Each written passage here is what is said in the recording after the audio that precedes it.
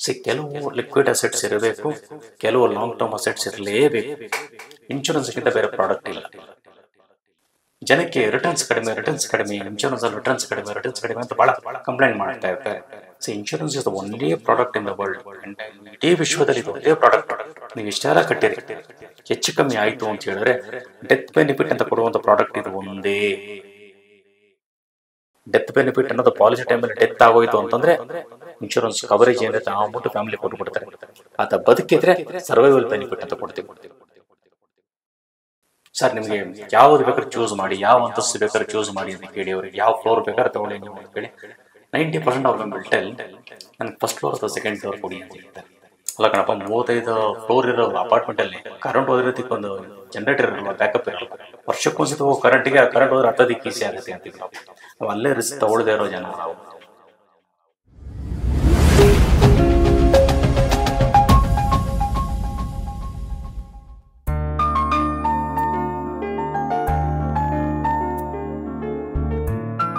Sir, ಈಗ insurance ಅಲ್ಲಿ savings plan ಅನ್ನೋದೊಂದಿದೆ sir, ಅದ್ರ ಬಗ್ಗೆ ತಿಳಿಸ್ಕೊಡಿ ಸರ್. ಸರ್ ನಾನು ಹೇಳಿದೆ ನಿಮಗೆ, ಇನ್ಶೂರೆನ್ಸ್ ಕೆಲಸ ಮಾಡೋದು ಎರಡೇ ಕಾನ್ಸೆಪ್ಟ್ ಮೇಲೆ ಅಂತ.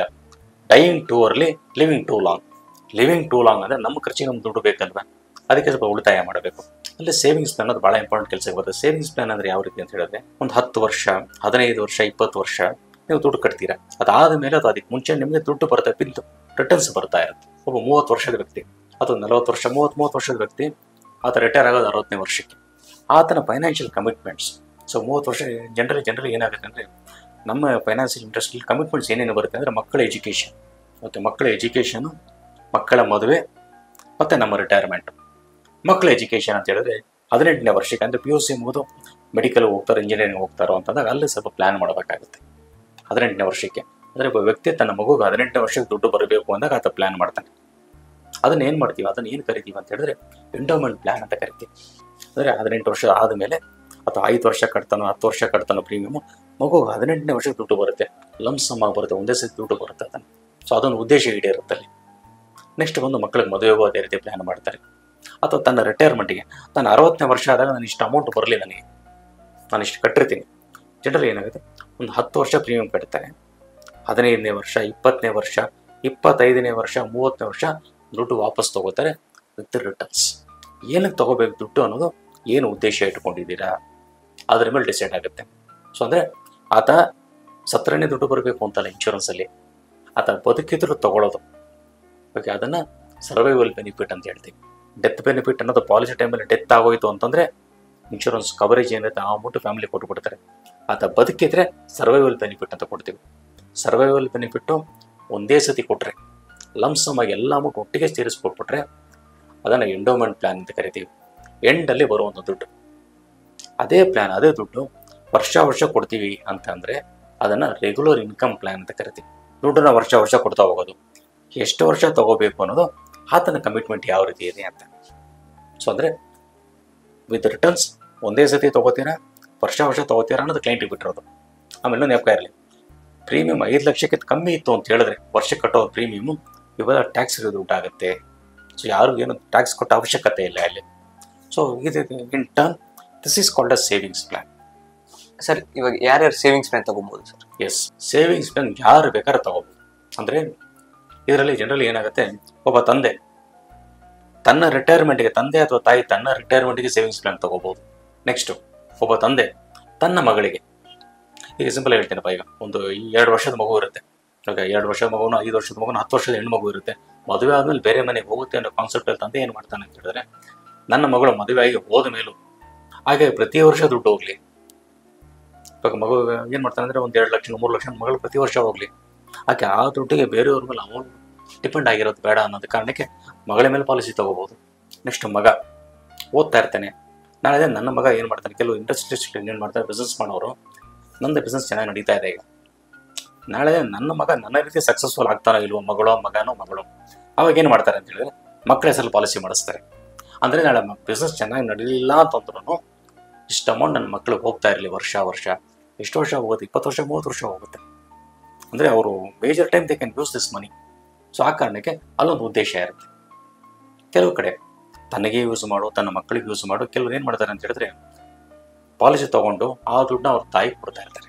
ಕೆಲಸದ ಏನಾಗುತ್ತೆ, ಒಬ್ಬ ವ್ಯಕ್ತಿ ತಾನು ಬದುಕಿರೋವರೆಗೂ ತಾಯಿ ದುಡ್ಡು ಕೊಡ್ತಾ ಇರ್ತಾನೆ. ಓಕೆ, ತನಗೇನು ಹೆಚ್ಚು ಕಮ್ಮಿ ಆಗೋಯ್ತು, ನಮ್ಮ ತಾಯಿ ಅಥವಾ ತಂದೆ ಇನ್ನೊಬ್ಬರ ಮೇಲೆ ಡಿಪೆಂಡ್ ಆಗೋ ಬದಲು ನಾನು ತಗೋದಿಟ್ಟು ಪ್ರತಿ ವರ್ಷ ಹೋಗಲಿ ಅಂತ ಆ ರೀತಿನೂ ಮಾಡ್ಬೋದು. ಸೇವಿಂಗ್ಸ್ ಪ್ಲಾನ್ ಅನ್ನೋದು ಯಾವ ರೀತಿ ಅಂತ ಹೇಳಿದ್ರೆ, ಅದಕ್ಕೊಂದು ಎಮೋಷನಲ್ ಕಂಟೆಂಟ್ ಇರಬೇಕು. ಇನ್ಶೂರೆನ್ಸ್ ಅನ್ನೋದು ಒಂದು ಉದ್ದೇಶ ಇರಬೇಕು. ತನಗೆ ಮಾಡ್ಕೊಳ್ಳೋದಕ್ಕಾಗಿರ್ಬೋದು, ತನ್ನ ಮಕ್ಕಳಿಗೆ ಮಾಡೋದಕ್ಕಾಗಿರ್ಬೋದು, ಅಥವಾ ತನ್ನ ಪೇರೆಂಟ್ಸ್ಗೆ ಮಾಡೋದಕ್ಕಾಗಿರ್ಬೋದು. ಒಂದು ಉದ್ದೇಶ ಆಯಿತು ಅಂತ ಹೇಳಿದ್ರೆ ಡೆಫಿನೆಟ್ಲಿ ಸೇವಿಂಗ್ಸ್ ಪ್ಲಾನ್ ಲಾಂಗ್ ರನ್ನಲ್ಲಿ ಭಾಳ ಕೆಲಸಕ್ಕೆ ಬರುತ್ತೆ. ನಾರ್ಮಲಾಗಿ ಜನ ಕೇಳೋದೇನು ಅಂತ ಹೇಳಿದ್ರೆ, ಇಲ್ಲ ರಿಟರ್ನ್ ಇಷ್ಟು ವರ್ಷ ಕಾಯಬೇಕಾ ಅಂತ ಹೇಳ್ತಾರೆ. ಇನ್ಶೂರೆನ್ಸ್ ಇರೋದೇ ಬಂದು ಆ ಉದ್ದೇಶಕ್ಕೆ. ಸೇವಿಂಗ್ಸ್ ವ್ಯಕ್ತಿ 60ನೇ ವರ್ಷಕ್ಕೆ ರಿಟೈರ್ಮೆಂಟ್ ದುಡ್ಡು ಬೇಕು ಅಂತಂದಾಗ ಆ ದುಡ್ಡು ಆತನಿಗೆ ಹೋಗೋದೇ 60ನೇ ವರ್ಷಕ್ಕೆ, ಅದಕ್ಕೆ ಮುಂಚೆ ಹೋಗೋದಿಲ್ಲ. ಅದಕ್ಕೆ ಮುಂಚೆ ಬೇಕು ಅಂತ ಹೋದ್ರೆ ಅದ್ರ ಲಾಸ್ ಆಗುತ್ತೆ. ಸೊ ಆ ಕಾರಣಕ್ಕೆ ಸೇವಿಂಗ್ಸ್ ಪ್ಲಾನ್ ಕಾನ್ಸೆಪ್ಟ್ ಏನು ಅಂತ ಹೇಳಿದ್ರೆ ಅದರಲ್ಲೊಂದು ಉದ್ದೇಶ ಇರಬೇಕು. ಆ ಉದ್ದೇಶ ಇತ್ತಾ ಅದು ಕಟ್ಕೊಂಡೋಗಿ ಆ ಉದ್ದೇಶ ಈಡೇರುತ್ತೆ ಅದರಲ್ಲಿ. ಆ ಉದ್ದೇಶ ಯಾರಿಗೆ ಬೇಕಾದ್ರೂ ಇರ್ಬೋದು, ತನಗೆ, ತನ್ನ ಮಕ್ಕಳಿಗೆ, ತನ್ನ ಪೇರೆಂಟ್ಸಿಗೆ. ಸೊ ಯಾರಿಗೆ ಬೇಕಾದ್ರೂ ಇರ್ಬೋದು, ಸೇವಿಂಗ್ಸ್ ಪ್ಲಾನ್ ಮಾಡ್ಬೋದಪ್ಪ. ಸರ್ ಪೆನ್ಷನ್ ಪ್ಲಾನ್ ಅಂದ್ರೆ ಏನು ಸರ್? ಎಸ್, ಪೆನ್ಷನ್ ಅನ್ನೋದು ಏನಾಗುತ್ತೆ ಅಂತ ಹೇಳಿದ್ರೆ ಒಬ್ಬ ವ್ಯಕ್ತಿ ತನ್ನ ರಿಟೈರ್ಮೆಂಟಿಗೆ ಪ್ಲಾನ್ ಮಾಡುವಂಥ ಪ್ಲಾನ್.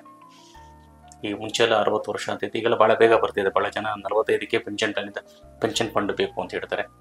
ಪೆನ್ಷನ್ ಅನ್ನೋದು ಯಾವ ರೀತಿ ಅಂತ ಹೇಳಿದ್ರೆ, ನೀವು ವರ್ಷ ವರ್ಷ ಕೂಡಿಡ್ತಾ ಹೋಗ್ತಿರೋ ದುಡ್ಡು ಕೆಲವು ವರ್ಷಗಳಾದ ಮೇಲೆ, ಅಂದರೆ ನೀವು ಯಾವ ಡಿಸೈಡ್ ಮಾಡಿ 45, 50, 55 ನಿಮ್ಗೆ ಅನುಕೂಲಕ್ಕೆ ತಕ್ಕನಂಗೆ ಆ ದುಡ್ಡು ಕೂಡಿಟ್ಟ ಮೇಲೆ ಆ ಪೀರಿಯಡ್ ಆದಮೇಲೆ ನಿಮಗೆ ವರ್ಷ ವರ್ಷ ದುಡ್ಡು ಬರೋದಕ್ಕೆ ಸ್ಟಾರ್ಟ್ ಆಗುತ್ತೆ. ನೀವು ಎಕ್ಸಾಂಪಲಿಗೆ ಹೇಳಬೇಕು ಅಂತ ಹೇಳಿದ್ರೆ ವರ್ಷಕ್ಕೆ 1 ಲಕ್ಷ ಕೂಡಿಡ್ತೀರಾ ಅಂತ ಇಟ್ಕೊಳ್ಳಿ, 10 ವರ್ಷಕ್ಕೆ 10 ಲಕ್ಷ ಕೂಡಿಟ್ರಿ ಅಂತ ಇಟ್ಕೊಳ್ಳಿ. 11ನೇ ವರ್ಷದಿಂದ ನಿಮ್ಗೆ ಅಪ್ರಾಕ್ಸಿಮೇಟ್ಲಿ ಒಂದು 60ರಿಂದ 70 ಸಾವಿರ ರೂಪಾಯಿ ಪೆನ್ಷನ್ ಪ್ರತಿ ವರ್ಷ ಬರುತ್ತೆ. ಸೊ ನಿಮ್ಗೆ ಎಷ್ಟು ಪೆನ್ಷನ್ ಬೇಕು ಅನ್ನೋದನ್ನು ನೀವು ಡಿಸೈಡ್ ಮಾಡ್ಕೋಬೋದು. ಅದ್ರ ಪ್ರಕಾರ ದುಡ್ಡು ಕಟ್ತಾ ಹೋಗ್ಬೋದು ನೀವು. ಸೊ ಇದು ಒಂದು ಆಸ್ಪೆಕ್ಟ್, ವರ್ಷ ವರ್ಷ ಕೂಡಿಟ್ಬಿಟ್ಟು ಹೋಗೋದು. ಇನ್ನೊಂದು ಬಂದು ನಿಮ್ಮ ಹತ್ರ ಲಂಸಮ್ ಆಗಿ ದುಡ್ಡು ಬಂತೇನು, ನನ್ನ ಹತ್ರ ಒಂದು 50 ಲಕ್ಷ ಕ್ಯಾಶ್ ಇದೆ, ಏನು ಮಾಡೋದು ಅಂತಂದರೆ ಆವಾಗ ಏನು ಮಾಡ್ಬೋದು, ಪೆನ್ಷನ್ ಡೈರೆಕ್ಟಾಗಿ ತಗೊಂಡು 50 ಲಕ್ಷ ಪ್ರತಿ ವರ್ಷ ಪೆನ್ಷನಾಗಿ ತೊಗೋಬೋದು ನೀವು. ಅಂದರೆ ನಿಮಗೆ ದುಡಿಮೆ ಆದಮೇಲೆ ನಿಮ್ಮ ಖರ್ಚಿಗೆ ಅದನ್ನು ಗೋಲ್ಡನ್ ಇಯರ್ಸ್ ಅಂತ ಹೇಳ್ತಾರೆ. ಆ ಗೋಲ್ಡನ್ ಇಯರ್ಸ್ ನಿಭಾಯಿಸೋದಕ್ಕೆ ಪೆನ್ಷನ್ ದುಡ್ಡು ಭಾಳ ಇಂಪಾರ್ಟೆಂಟ್ ಆಗುತ್ತೆ. ಸೊ ನಿಮ್ಗೆ ಎಷ್ಟು ಬೇಕೋ ಪೆನ್ಷನ್ ಅನ್ನೋದು ನೀವು ಡಿಸೈಡ್ ಮಾಡ್ತಾರೆ, ಅದ್ರ ಪ್ರಕಾರ ದುಡ್ಡು ಕಟ್ತೀರ. ಸೊ ಪೆನ್ಷನ್ ನಾರ್ಮಲಾಗಿ ಏನಾಗುತ್ತೆ, ಗಂಡ ಹೆಂಡತಿ ಇದ್ರು ಅಂತ ಇಟ್ಕೊಳ್ಳಿ, ಗಂಡ ಅಥವಾ ಹೆಂಡತಿ ಪೆನ್ಷನ್ ಅವ್ರು ತೊಗೋತಿರ್ತಾರೆ. ಅವ್ರಿಗೆ ಯಾರಾದರೂ ಒಬ್ರಿಗೆ ಹೆಚ್ಚು ಕಮ್ಮಿ ಆಯಿತು ಅಂತ ಹೇಳಿದ್ರೆ ಬೇರೆಯವರು ಕಂಟಿನ್ಯೂ ಆಗುತ್ತೆ ಅದು ಅವರು ಬದುಕಿರೋವರೆಗೂ. ಅದನ್ನು ಜಾಯಿಂಟ್ ಲೈಫ್ ಅಂತ ಹೇಳ್ತೀವಿ. So joint life. ಸೊ ಅವ್ರಿಗೆ ಹೆಚ್ಚು ಕಮ್ಮಿ ಆದಮೇಲೆ ನೀವೇನು ಕಟ್ಟಿರ್ತೀರೋ ದುಡ್ಡು ಅದು ನಾಮಿನಿಗೆ ಹೊರಟೋಗುತ್ತೆ. ಫಾರ್ ಎಕ್ಸಾಂಪಲ್ ಹೇಳಬೇಕು ಅಂತ ಹೇಳಿದ್ರೆ, ಗಂಡನಿಗೆ ಒಂದು 20 ಸಾವಿರ ರೂಪಾಯಿ ಪೆನ್ಷನ್ ಬರ್ತಾ ಇತ್ತು, ಅವ್ರೊಂದು 10 ವರ್ಷ ತೊಗೊಂಡ್ರು. ಅವ್ರು ತೀರ್ಕೊಂಡ ಮೇಲೆ ಏನಾಗುತ್ತೆ, ಹೆಂಡತಿಗೆ ಮತ್ತು ಅದು 20 ಸಾವಿರ ಬರೋದಕ್ಕೆ ಸ್ಟಾರ್ಟ್ ಆಗುತ್ತೆ. ಹೆಂಡತಿ ಅವರು ಬದುಕಿರೋರು 20 ಸಾವಿರ ತೊಗೋತಾರೆ. ಅವರು ತೀರ್ಕೊಂಡ ಮೇಲೆ ಏನಾಗುತ್ತೆ, ಅವ್ರ ಮಗಳು ನಾಮಿನಿ ಯಾರು ಇರ್ತಾರೆ ಅವ್ರು ಸ್ಟಾರ್ಟಿಂಗ್ ಕಟ್ಟಿದ್ರಲ್ಲ ದುಡ್ಡು ಅದನ್ನು ಲಂಸಮ್ಮಾಗಿ ಕೊಟ್ಬಿಡ್ತಾರೆ. ಸೊ ಇದನ್ನು joint life with return of premium ಅಂತ ಹೇಳ್ತಾರೆ. ಸೊ ಪೆನ್ಷನ್ ಇವತ್ತಿನ ಕಾಲಘಟ್ಟಕ್ಕೆ one of the most required thing. So ಅದಕ್ಕೆ ಪೆನ್ಷನ್ಗೆ ಹೇಳಿದ್ನಲ್ಲ, ಈಗ ಭಾಳ ಜನ ಏನು ಮಾಡ್ತಾರೆ ಅಂತ ಹೇಳಿದ್ರೆ, ನಾನು 50 ಮೇಲೆ ದುಡೋದಕ್ಕೆ ಆಗಲ್ಲ ಅಂತ ಹೇಳಿದ್ರೆ ಸಾಕು ರಿಟೈರ್ಮೆಂಟ್ ತೊಗೋತೀನಿ ಅಂತ ಹೇಳ್ತಾರೆ. ಒಬ್ಬ ವ್ಯಕ್ತಿ ರಿಟೈರ್ಮೆಂಟ್ ತೊಗೋತೀನಿ ಅಂತ ಹೇಳಿದ್ರೆ ಅದು ಸಫಿಷಿಯೆಂಟ್ ಆಗಿ ದುಡ್ಡು ಸೇರಿಸದ ಮೇಲೆ. ಸರ್ ಈ ಇನ್ಶೂರೆನ್ಸಲ್ಲಿ ಇಷ್ಟೊಂದು ಬೆನಿಫಿಟ್ಸ್ ಇದ್ರು ಜನ ತಗೊಳಕ್ಕೆ ಹಿಂದೆ ಮುಂದೆ ನೋಡ್ತಾರಲ್ಲ, ಯಾಕೆ ಸರ್? ಎಸ್, ಇದೇ ಒಂದು ರೀತಿ ಒಂಥರ ವಿಚಿತ್ರ ಇದು. ಇವಾಗ ಯೋಚನೆ ಮಾಡಿ, ಇವಾಗ ನಾವೆಲ್ಲ ಸಣ್ಣವರಾಗಿದ್ದಾಗ, ಒಂದು 10-12 ವರ್ಷ ಆಗಿದ್ದಾಗ ನಾವು ಯೋಚನೆ ಮಾಡಿ, ನಾವು ಏನು ಬಟ್ಟೆ ಹಾಕೋತಿದ್ವಿ, ನಾವು ಯಾವ ಊರಿಗೆ ಹೋಗ್ತಾ ಇದ್ವಿ, ಯಾವ ಹೋಟ್ಲಿಗೆ ಹೋಗ್ತಾ ಇದ್ವಿ, ಎಷ್ಟು ದಿನಕ್ಕೊಮ್ಮೆ ಹೋಟ್ಲಿಗೆ ಹೋಗ್ತಾ ಇದ್ವಿ, ಅದೆಲ್ಲ ಯಾವುದ್ರ ಮೇಲೆ ಡಿಪೆಂಡ್ ಆಗಿತ್ತು ಅವಾಗ, ನಮ್ಮ ತಂದೆ ತಾಯಿ ಇನ್ಕಮ್ ಮೇಲೆ ಅಲ್ವಾ. ಅದೇ ಯೋಚನೆ ಮಾಡಿ, ಅದೇ ನಮ್ಗೆ 60 ವರ್ಷ ಆದಮೇಲೆ ನಮ್ಮ ಲೈಫ್ ಸ್ಟೈಲ್, ನಾವು ಯಾವ ರೀತಿ ಬಟ್ಟೆ ಹಾಕೋತೀವಿ, ಯಾವ ಹೋಟ್ಲಿಗೆ ಹೋಗ್ತೀವಿ ಅನ್ನೋದು ಮಕ್ಕಳ ಮೇಲೆ ಡಿಪೆಂಡ್ ಆಗಬೇಕಾ ಇಲ್ವಲ್ಲ. ಅವಾಗ ನಾವು ಇಂಡಿಪೆಂಡೆಂಟ್ ಆಗಿರ್ಬೇಕಲ್ವಾ. ಯಾಕೆ ಅಂತ ಹೇಳಿದ್ರೆ ನಾನು ತಪ್ಪು ಅಂತ ಹೇಳ್ತಿಲ್ಲ, ತಂದೆ ತಾಯಿ ಮೇಲಿದ ಎಕ್ಸ್ಪೆಕ್ಟೇಷನ್ ಮಕ್ಕಳ ಮೇಲೆ ಇಟ್ಕೋಬೇಡಿ. ಕಾಲಘಟ್ಟ ಬದಲಾಗ್ತಾ ಇದೆ. ನೀವು ಇಂಡಿಪೆಂಡೆಂಟ್ ಆಗಿರ್ಬೇಕಾದ್ರೆ ನಿಮಗೋಸ್ಕರ ದುಡ್ಡು ಕೊಟ್ಟಿಡ್ಲೇಬೇಕು ನೀವು. ಅದಕ್ಕೆ ಇನ್ಶೂರೆನ್ಸ್ ಒಂದು ಮಾರ್ಗ ಅಷ್ಟೇ. ಯಾಕೆ ಅಂತ ಹೇಳಿದ್ನಲ್ಲ, ಇನ್ಶೂರೆನ್ಸಲ್ಲಿ ಆ ಕಾಲಘಟ್ಟಕ್ಕೆ ಮುಂಚೆ ದುಡ್ಡು ತೊಗೊಂಡ್ರೆ ಲಾಸ್ ಆಗುತ್ತೆ. ಸೊ ಆ ಕಾರಣಕ್ಕಾದ್ರೆ ಕಟ್ತಾ ಇರ್ತೀರ ನೀವು. 60 ವರ್ಷ ಆದ್ಮೇಲೆ ದುಡ್ಡು ಏನಕ್ಕೆ ಬೇಕು, ಬದುಕೋದಕ್ಕೆ ಬೇಕೇ ಬೇಕು ದುಡ್ಡು. ಎಲ್ಲ ಬಿಟ್ಬಿಡಿ, ಎಲ್ಲ ಪ್ಲ್ಯಾನ್ ಮಾಡಿರ್ತೀರ. ಈಗ ಹೆಲ್ತ್ ಇನ್ಶೂರೆನ್ಸ್ ಒಂದು ತೊಗೋತೀರ ಅಂತ ಹೇಳಿ 60 ವರ್ಷ ಆದಮೇಲೆ ನಿಮಗೂ ನಿಮ್ಮ ಹೆಂಡತಿಗೆ ಪ್ರೀಮಿಯಮ್ ಹತ್ತಿರ 1 ಲಕ್ಷದ ಮೇಲೆ ಬರುತ್ತೆ. ಅದಕ್ಕೆ ಎಲ್ಲಿಂದ ಕಟ್ತೀರ ಅದನ್ನು? 1 ವರ್ಷ ಪ್ರೀಮಿಯಂ ಕಟ್ಟಲಿದ್ರೆ ಹೆಲ್ತ್ ಇನ್ಶೂರೆನ್ಸ್ ಲ್ಯಾಪ್ಸ್ ಆಗೋಗುತ್ತೆ. ಸೊ ಆ ಕಾರಣಕ್ಕೆ ನಾವು ಗೋಲ್ಡನ್ ಇಯರ್ಸ್ ಅಂತ ಏನು ಕರಿತೀವಿ, ರಿಟೈರ್ಡ್ ಲೈಫ್ ಡಿಗ್ನಿಟಿಯಿಂದ ಬಾಳಬೇಕು, ಡೀಸೆಂಟಾಗಿ ಬಾಳಬೇಕು ಅಂತ ಹೇಳಿದ್ರೆ ದುಡ್ಡು ಕೂಡಿಡ್ಲೇಬೇಕು. ಈ ಜನರಲ್ಲಿ ಏನಾಗುತ್ತೆ, ಈಗ ಏನೋ ಕಷ್ಟ ಬಂತು ಅಂತ ಇಟ್ಕೊಳ್ಳಿ, ನಾವೇನು ಮಾಡ್ತೀವಿ, ಏನೇನು ತಗೋಬೋದು, FD ಮಾಡಿದರೆ ಮುರಿಬೋದು, ಚಿನ್ನ ಇದ್ರೆ ಹಾಕಿಬಿಡ್ಬೋದು, ಬ್ಯಾಂಕಲ್ಲಿರೋ ದುಡ್ಡು ವಿಡ್ರಾ ಮಾಡ್ಬೋದು. ಸೊ ಇದನ್ನೆಲ್ಲ ಲಿಕ್ವಿಡ್ ಅಸೆಟ್ಸ್ ಅಂತ ಕರೀತಾರೆ. ಶೇರ್ಸ್ ಇದ್ರೆ ಶೇರ್ ಮಾರ್ಬಿಡ್ಬೋದು, ಮ್ಯೂಚುವಲ್ ಫಂಡ್ಸ್ ಕೊಟ್ಬಿಡ್ಬೋದು. ಬಟ್ ನಮ್ಮ ಇನ್ಶೂರೆನ್ಸ್ ಕೈ ಹಾಕಿ ಕೈ ಸುಡುತ್ತವ. ಯಾಕೆ ಅಂತ ಹೇಳಿದ್ರೆ ಸರೆಂಡರ್ ವ್ಯಾಲ್ಯೂ ಭಾಳ ಕಡಿಮೆ ಇರುತ್ತೆ. ಅವಾಗ ಏನಾಗುತ್ತೆ, ಅದನ್ನು ನಾನು ಸರೆಂಡರ್ ಮಾಡಿದ್ರೆ ಲಾಸ್ ಆಗುತ್ತಲ್ಲ ಅಂತೇಳಿ ಅದನ್ನು ಹಾಗೆ ಉಳಿಸ್ತೀರ. ಕೆಲವು ಲಿಕ್ವಿಡ್ ಅಸೆಟ್ಸ್ ಇರಬೇಕು, ಕೆಲವು ಲಾಂಗ್ ಟರ್ಮ್ ಅಸೆಟ್ಸ್ ಇರಲೇಬೇಕು. ಇನ್ಶೂರೆನ್ಸ್ಗಿಂತ ಬೇರೆ ಪ್ರಾಡಕ್ಟ್ ಇಲ್ಲ. ಸೊ ಆ ಕಾರಣ ಹೇಳಿದ್ರೆ ಇನ್ಶೂರೆನ್ಸು ಆ ಉದ್ದೇಶಕ್ಕೆ ಹೇಳಿ ಮಾಡಿಸಿದ ಪ್ರಾಡಕ್ಟ್ ಇದು. ಏನಕ್ಕೆ ಜನ ತಗೋತಿಲ್ಲ? ಭಯ. ಅಂದರೆ ಇಷ್ಟು ವರ್ಷ ಕಟ್ಟಬೇಕಾ, ಕಟ್ಟಲೇಬೇಕು. ಆಮೇಲೆ ಜನರಲಿ ಇದರಲ್ಲಿ ಪ್ರಾಬ್ಲಮ್ ಏನಾಗುತ್ತೆ ಅಂತ ಹೇಳಿದ್ರೆ ಜನಕ್ಕೆ ರಿಟರ್ನ್ಸ್ ಕಡಿಮೆ, ಇನ್ಶೂರೆನ್ಸಲ್ಲಿ ರಿಟರ್ನ್ಸ್ ಕಡಿಮೆ ಅಂತ ಭಾಳ ಕಂಪ್ಲೇಂಟ್ ಮಾಡ್ತಾ ಇರ್ತಾರೆ. So insurance is the only product in the world. And ಇಡೀ ವಿಶ್ವದಲ್ಲಿ ಇದು ಒಂದೇ ಪ್ರಾಡಕ್ಟ್. ನೀವು ಇಷ್ಟೆಲ್ಲ ಕಟ್ಟಿರಿ, ಹೆಚ್ಚು ಕಮ್ಮಿ ಆಯಿತು ಅಂತ ಹೇಳಿದ್ರೆ ಡೆತ್ ಬೆನಿಫಿಟ್ ಅಂತ ಕೊಡುವಂಥ ಪ್ರಾಡಕ್ಟ್ ಇದು ಒಂದೇ, ಬೇರೆ ಯಾವುದೇ ಪ್ರಾಡಕ್ಟ್ ಕೊಡೋದಿಲ್ಲ. ಸೊ ಅದನ್ನು ಕೊಟ್ಟು ಡೀಸೆಂಟ್ ರಿಟರ್ನ್ಸ್ ಇರುತ್ತೆ. ಸೊ ಇದರಲ್ಲಿ ಏನಾಗುತ್ತೆ ಅಂದರೆ ಒಂದೊಂದು ಪ್ರಾಡಕ್ಟಿಗೆ ಒಂದೊಂದು ಸ್ಪೆಷಾಲಿಟಿ ಇರುತ್ತೆ. ಈ ಪ್ರಾಡಕ್ಟಿಗೆ ನಾವು ಡೆತ್ ಬೆನಿಫಿಟ್ ಕೊಡ್ತೀವಿ. ಸೊ ಹೇಳಿದ್ಮೇಲೆ ಏನಾದ್ರು ಹೆಚ್ಚು ಕಮ್ಮಿ ಆದರೆ ಫ್ಯಾಮಿಲಿ ದುಡ್ಡು ಕೊಡ್ತೀವಿ, ಏನು ಹೆಚ್ಚು ಕಮ್ಮಿ ಆಗಲಿಲ್ಲ ಅಂತ ಹೇಳಿದ್ರೆ ನಿಮಗೆ ರಿಟರ್ನ್ಸ್ ಕೊಡ್ತೀವಿ. ರಿಟರ್ನ್ಸು ಮಾರ್ಕೆಟ್ ರಿಟರ್ನ್ಸ್ ಇಲ್ಲದೆ ಇರ್ಬೋದು. ಸೊ ಇವತ್ತು ನಾವು ಜನರಲ್ ಇಂಡಿಯನ್ಸ್ ಬಗ್ಗೆ ಒಂದು ಹೇಳೋದಾದರೆ ನಾವು ಅಷ್ಟು ರಿಸ್ಕ್ ತಗೊಳ್ಳುವಂಥ ಜನ ಅಲ್ಲ ನಾವು. ಒಂದು ಎಕ್ಸಾಂಪಲ್, ಇವಾಗ ಬಹುಮಡಿ ಕಟ್ಟಡ ಬರ್ತಿದೆ, 30 ಅಂತಸ್ತು 35 ಅಂತಸ್ತೆಲ್ಲ ಬರ್ತಾ ಇದೆ. ಈಗ ಸ್ಟಾರ್ಟಿಂಗ್ ಯಾರೇ ಅಪಾರ್ಟ್ಮೆಂಟ್ ತೊಗೊಳಕ್ಕೆ ಹೋಗ್ಬೇಕಾದ್ರೆ ಅವ್ರು ಹೇಳಿ ಅವರಿಗೆ, ಸರ್ ನಿಮಗೆ ಯಾವುದು ಬೇಕಾದ್ರೆ ಚೂಸ್ ಮಾಡಿ, ಯಾವ ಅಂತಸ್ತು ಬೇಕಾದ್ರೆ ಚೂಸ್ ಮಾಡಿ ಅಂತ ಕೇಳಿ ಅವ್ರಿಗೆ, ಯಾವ ಫ್ಲೋರ್ ಬೇಕಾದ್ರೆ ತೊಗೊಳ್ಳಿ ನೀವು ಅಂತ ಕೇಳಿ 90% ಆಫ್ ದಮ್ ವಿಲ್ ಟೆಲ್ ನನಗೆ ಫಸ್ಟ್ ಫ್ಲೋರ್ ಅಥವಾ ಸೆಕೆಂಡ್ ಫ್ಲೋರ್ ಕೊಡಿ ಅಂತ ಹೇಳ್ತಾರೆ. ರೀಸನ್ ಏನು ಕೊಡ್ತಾರೆ ಗೊತ್ತಾ? ಕರೆಂಟ್ ಹೋದರೆ ಹತ್ತೋದಕ್ಕೆ ಈಸಿ ಆಗುತ್ತೆ ಅಂತಾರೆ. ಅಲ್ಲ ಕಣಪ್ಪ, 35 ಫ್ಲೋರ್ ಇರೋ ಅಪಾರ್ಟ್ಮೆಂಟಲ್ಲಿ ಕರೆಂಟ್ ಹೋದ್ರದಕ್ಕೆ ಒಂದು ಜನ್ರೇಟರ್ ಇರಲ್ವ, ಬ್ಯಾಕಪ್ ಇರಲ್ವ. ಆಮೇಲೆ ವರ್ಷಕ್ಕೊಂದ್ಸತಿ ಕರೆಂಟ್ ಹೋಗೋದು, ನಾವು ಅಲ್ಲೇ ರಿಸ್ಕ್ ತೊಗೊಳೋದಿಲ್ಲ. ನಾವು ವರ್ಷಕ್ಕೊಂದ್ಸತಿ ಹೋಗೋ ಕರೆಂಟ್ ಹೋದ್ರೆ ಹತ್ತೋದಕ್ಕೆ ಈಸಿ ಆಗುತ್ತೆ ಅಂತೀವಿ. ನಾವು ಅಲ್ಲೇ ರಿಸ್ಕ್ ತೊಗೊಳ್ಳದೇ ಇರೋ ಜನ ನಾವು. ಅಂಥವ್ರು ನಾವು ಹೇಳ್ತಿರೋ ತಪ್ಪು ಅಂತ ಹೇಳ್ತಿಲ್ಲ. ಎಲ್ಲ ಇನ್ವೆಸ್ಟ್ಮೆಂಟ್ಸ್ನು ಮಾರ್ಕೆಟ್ ಅಂತ ಹಾಕೋಕ್ಕೆ ಹೋಗಬೇಡಿ. ಯಾಕಂದ್ರೆ ನಮ್ಮಲ್ಲಿ ಏನಾರು ಹೆಚ್ಚು ಕಮ್ಮಿ ಆಯಿತು ಅಂದರೆ ಮಾರ್ಕೆಟ್ ಬಿತ್ತು ಅಂದಾಗ ಅದು ತಡ್ಕೊಳ್ಳೋದಕ್ಕೆ ಕೆಪಾಸಿಟಿ ಇರಬೇಕು. ಸೊ ಆ ಕಾರಣಕ್ಕೆ ರಿಸ್ಕ್ ತೊಗೊಳ್ಳೋದು ಸ್ವಲ್ಪ ಕಮ್ಮಿ ನಾವು. ಆ ಕಾರಣಕ್ಕೆ ನಮ್ಮ ದುಡ್ಡು ಎಲ್ಲದನ್ನು ಮಾರ್ಕೆಟು, ಇನ್ಶೂರೆನ್ಸ್ ಬೇಡ ಅಂತ ಹೇಳೋದಕ್ಕೆ ಹೋಗಬೇಡಿ. ಆಮೇಲೆ ಇವಾಗ ಜನರಲ್ಲೇ ಹೇಳ್ತೀವಿ ನಾವು, ಒಂದು 25 ವರ್ಷದ ಹುಡುಗನಿಗೆ ಒಂದು ಕಾರ್ ಕೊಟ್ಟರೆ ಅಥವಾ ಬೈಕ್ ಕೊಟ್ಟರೆ ಅವ್ನು 100 ಮೇಲೆ ಇರ್ತಾನೆ ಸ್ಪೀಡು. ಅದು 55 ಇರೋನು ಕೊಡಿ, ಅವ್ನು 60 ದಾಟಲ್ಲ. ಇಲ್ಲ, ಅವನು ಓಡಿಸ್ಬೇಕು ಅಂದರೆ ಓಡಿಸ್ಬೋದು. ಅವನು ಜವಾಬ್ದಾರಿಗಳು ಅದನ್ನು ಕಮ್ಮಿ ಮಾಡ್ತವೆ, ಅದನ್ನು ಆ ಸ್ಪೀಡ್ ಕಮ್ಮಿ ಮಾಡ್ತವೆ. ಈ ಮಾರ್ಕೆಟ್ ಎಕ್ಸ್ಪೋಜರ್ ಅಂತ ಹೇಳ್ತೀವಲ್ಲ, ಅದು ಅದೇ ರೀತಿ.